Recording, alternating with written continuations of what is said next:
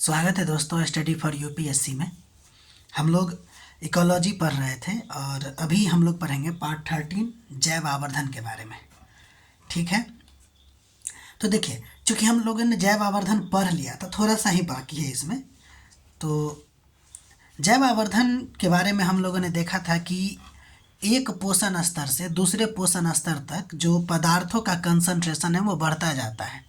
तो ये जो पदार्थों का कंसंट्रेशन बढ़ता जाता है उसके लिए उसमें क्या गुण होना चाहिए, यानी कि जैव आवर्धन प्रदर्शन करने वाला प्रदूषक में क्या क्या बातें होनी चाहिए। ये चार बहुत इंपॉर्टेंट बात है। पहली बात कि दीर्घ स्थायित्व उसमें होना चाहिए। इसके अलावा उसमें गतिशीलता होनी चाहिए। साथ ही साथ वो विभिन्न प्रकार के वसा में विलयशीलता भी उसमें होना, यानी कि घुल सके। साथ ही साथ जैविक सक्रियता का गुण भी होना चाहिए।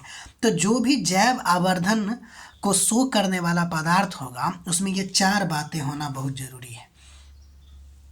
ठीक है, कुछ जैव आवर्धक पदार्थ की बात करते हैं, जैसे डीडीटी, पीसीबी, डीडीई। इसका फुल फॉर्म हमने लिख दिया है कि डीडीटी का मतलब क्या होता है, डाइक्लोरो डाइफेनाइल ट्राइक्लोरोइथेन। इसके अलावा पीसीबी का क्या होता है, पॉलीक्लोरिनेटेड बाइफेनाइल। और डीडीई का क्या होता है, डाइक्लोरो डाइफेनाइल ट्राइक्लोरोएथिलीन होता है। ठीक है, इसके अलावा जैविक आवर्धन प्रस्तुत करने वाले में भारी धातुएं भी आती है, जैसे कि मरकरी हो गया, कैडमियम हो गया। ठीक है, तो ये था आपको जैव आवर्धन। इससे पहले वाला लेक्चर, इस वाले लेक्चर में ये कंप्लीट होता है। एक और चीज़ हम लोग को देखना पड़ता है जिसको कहते हैं बायो कंसंट्रेशन। ठीक है, तो बायो कंसंट्रेशन ध्यान दीजिएगा कि जब कोई रसायन सीधे पानी से किसी जलीय जीव के शरीर में जमा होता है तो उसको जैव सांद्रता कहते हैं, यानी कि बायो कंसंट्रेशन कहते हैं। भूलिएगा नहीं, ये डायरेक्ट परिभाषा आपको देखने को मिल सकता है स्टेटमेंट में, इकोलॉजी वाले सेक्शन में। तो इसका सोर्स क्या हो गया, बायो कंसंट्रेशन के लिए सोर्स क्या है, तो केवल पानी है। लेकिन इसमें जैव आवर्धन के लिए आपको पानी और भोजन दोनों हो सकता है। खैर, यहाँ पे हम आपको बताए ही हैं।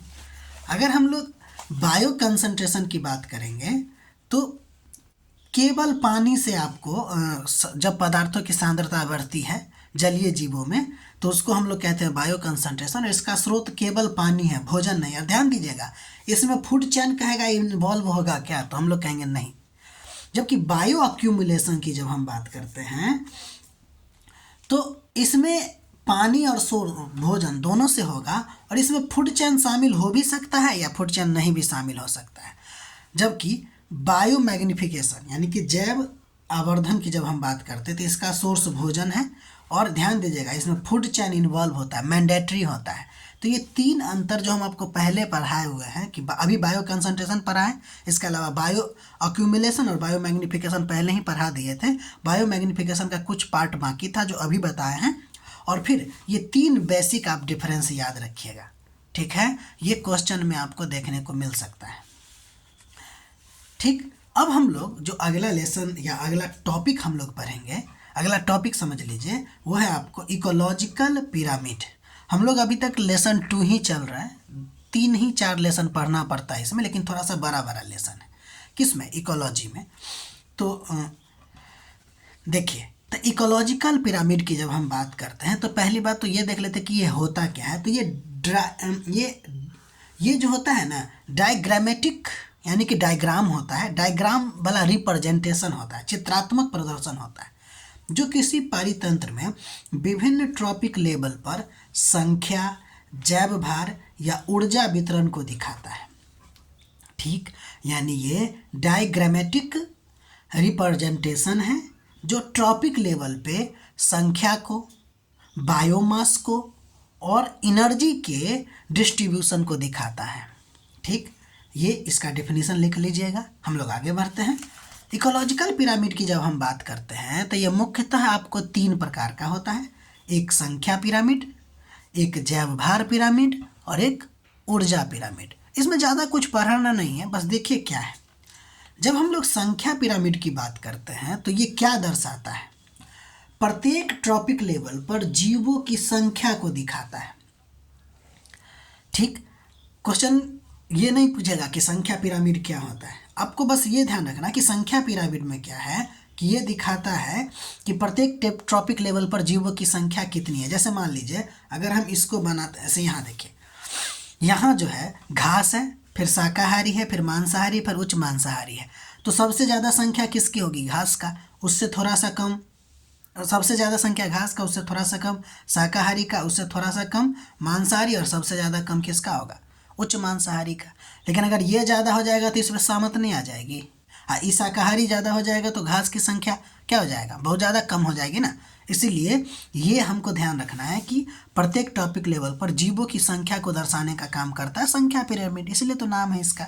अच्छा, ये बहुत भी एक पॉइंट है कि संख्या पिरामिड उल्टा होगा या सीधा। तो ध्यान दीजिए, ये सीधा और उल्टा दोनों हो सकता है। जैसे अगर हम घास पारितंत्र या वन क्षेत्र की बात करें तो यहाँ सीधा दिखेगा, लेकिन अगर हम एक वृक्ष के तौर पर देखें तो संख्या पिरामिड उल्टा हो सकता है। जैसे देखिए, एक वृक्ष है और उस पर हजारों कीट, यानी वृक्ष की संख्या कम हो गया और कीट की संख्या ज़्यादा हो गया, ठीक है ना। तो ये उल्टा पिरामिड हो सकता है। तो संख्या पिरामिड जो है उल्टा और सीधा दोनों हो सकता है। इस एग्जाम्पल को देखते हुए चलिएगा। संख्या पिरामिड में होता ये है कि जैसे जैसे हम ऊपर की तरफ बढ़ते हैं जीवों की संख्या घटती जाती है। ये आपको सामान्यतः देखने को मिलता है संख्या पिरामिड में। लेकिन उल्टा भी तो हो सकता है, जिसमें होता ये है कि संख्या जो है शुरुआत में कम होती है और उसके बाद आगे बढ़ता है। इसलिए आपको बोले हैं कि संख्या पिरामिड सीधा और उल्टा होता है। फिर भी संख्या पिरामिड का कुछ सीमा है। जैसे यह जीवों के साइज को नहीं बताता कि कौन सा जीव कितना बड़ा है या कितना छोटा है, ये सिर्फ संख्या को गिन लेता है। जैसे एक छोटा सा बच्चा और एक बड़ा सा हाथी, दोनों को एक ही साथ गिनेगा वो, बस नंबर यानी कि हेड काउंट करता है वो, बस साइज से कोई मतलब ही नहीं रखता। खरगोश और हाथी एक ही गिनेगा। इसके अलावा ये भी नहीं बताता कि वास्तविक ऊर्जा स्थिति को नहीं बताता है कौन? संख्या पिरामिड। तो इसकी कुछ सीमाएं, खासकर एक ही पॉइंट इसमें ज़्यादा इंपॉर्टेंट है कि संख्या पिरामिड जो है ना वह जीवों के साइज को नहीं बताता है। इस बात को ध्यान रखिएगा। अब हम लोग आगे बढ़ते हैं और अगला नंबर देखेंगे हम लोग जैव भार पिरामिड, यानी कि बायोमास पिरामिड। फिर से यही बात, ये क्या दिखाता है? तो हर लेवल पर सूक्ष्म जैव भार को दिखाता है। हम लोग ये सब पढ़ चुके हैं जैव भार क्या होता है प्रीवियस लेक्चर में। अब देखिए, फिर से वही बात, क्वेश्चन क्रिएट होगा कि जैव भार पिरामिड सीधा होगा या उल्टा। तो फिर से वही बात, सीधा और उल्टा दोनों हो सकता है। ठीक, उदाहरण देखिए, अगर आप स्थल पर देखिएगा, टेरिटोरियल पिरामिड को देखिएगा तो वो ज़्यादातर सीधा होंगे। लेकिन जब आप जलीय पिरामिड की बात कीजिएगा तो जलीय पिरामिड में ज़्यादातर ये उल्टा हो सकता है। ठीक है, ऐसा क्यों? जलीय पिरामिड में उल्टा क्यों होता है? तो इसके पीछे कारण ये है कि इसमें क्या हम देखते हैं? जैव भार को देखते हैं ना, यानी कि टोटल उसका जो मटेरियल का क्या बोलते हैं उसको, वेटेज कितना है वो देखते हैं ना। तो देखिए, जब हम जलीय पारितंत्र की बात करते हैं तो उसमें उत्पादक कौन होते हैं? फाइटोप्लैंक्टन। फाइटोप्लैंक्टन मतलब मुख्य रूप से सवाल इसमें आता है जो तेजी से वृद्धि करते हैं। तो संख्या तो ज़्यादा होनी चाहिए इसकी, जनन भी बहुत ज़्यादा करते हैं तो संख्या तो ज़्यादा होनी चाहिए इसकी। लेकिन जनन ज़्यादा करता है, तेजी वृद्धि भी करता है, लेकिन उतनी ही तेज़ी से मछलियों के द्वारा खा भी लिया जाता है। ठीक है, समझ में आ रही बात? तो जितना तेज़ी से वृद्धि करता है उतना ही तेज़ी से इसका मतलब कि जितना तेज़ी से ये जनन करता है उतना ही तेज़ी से वृद्धि भी करता है और साथ ही साथ उतना ही तेज़ी से मछलियों के द्वारा खा भी लिया जाता है। तो बचेगा कितना? तो होता ये है कि प्रोडक्शन तो इसका बहुत ज़्यादा हो रहा है, लेकिन चूंकि जैव भार में हम क्या देखते हैं कि प्रोडक्शन करने के बाद, जैसे आप जानते हैं कि घास है, घास को खाने वाला हिरन है। तो देखिए, घास जो होगा आपको जितना प्रोडक्शन करेगा उसका 90% तो ये खुद अपने यूज के लिए कर लेगा, ठीक है ना। बाकी जो इसके पास बचेगा वो 10% एनर्जी जो है वह हिरन के पास जाएगा। इस बात को समझ रहे हैं? तो ये जो यूज कर लिया 90%, तो इसके पास बचा कितना है? घास के पास 10% जो हिरन के पास जा रहा है।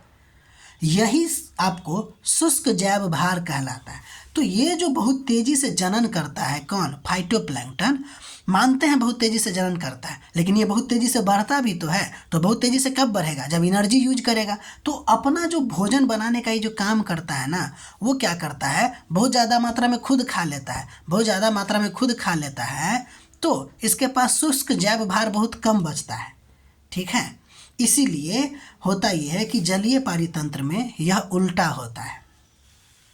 ठीक है, नोट, जलीय पारितंत्र में ध्यान दीजिएगा कि प्रोड्यूसर ऊर्जा अधिक उत्पन्न करते हैं, लेकिन उसका जो स्टैंडिंग बायोमास होता है ना, वो कम होता है। यानी कि जितना प्रोडक्शन किया और फिर रिस्पायरेशन के थ्रू जब यूज करके उसको जब घटाते हैं, यानी कि जितना प्रोडक्शन किया, टोटल प्रोडक्शन बायोमास का, और फिर रिस्पायरेशन के द्वारा बायोमास को मतलब कि यूज कर लिया, दोनों को घटाएंगे, जो आएगा उसको हम लोग स्टैंडिंग बायोमास कहेंगे, और वो बहुत कम होता है किसका, फाइटोप्लैंक्टन का। इसीलिए जलीय पारितंत्र में यह उल्टा होता है।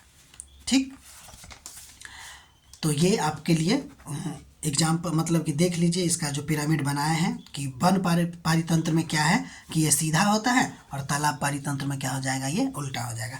अगला हम लोग देखेंगे ऊर्जा पिरामिड, बहुत इम्पोर्टेंट है। तो तब तक के लिए आप लोग अपना पढ़ाई कीजिए और इसको ना थोड़ा सा गौर करके चलिएगा, ये बहुत इम्पोर्टेंट पॉइंट आपको बताया गया है। ठीक है, तो मिलते हैं हम लोग अगले वीडियो में। तब तक के लिए अपना ख्याल रखिए, पढ़ाई करते रहिए, और हमारा प्रयास अच्छा लग रहा है तो लाइक कीजिए, शेयर कीजिए और सब्सक्राइब कीजिए।